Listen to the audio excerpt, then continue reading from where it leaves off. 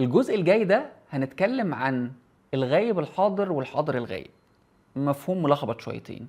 بمعنى الأب ينفع يبقى موجود ماديا لكن مش حاضر عاطفيا، وده بيكون تأثيره النفسي على الأطفال أصعب من الغياب الفعلي، وبيعمل صدمات نفسية أكثر قسوة وأصعب علاجا، لأنه الطفل هنا حسب نظرية المراية ما تشافش أو اتشاف قليل.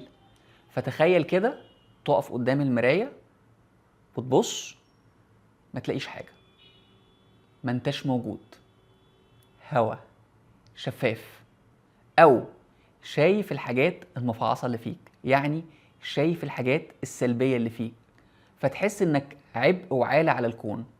وده بيخلق للطفل وحدة ممتدة، مهما كان في حياته ناس يفضل حاسس انه لوحده.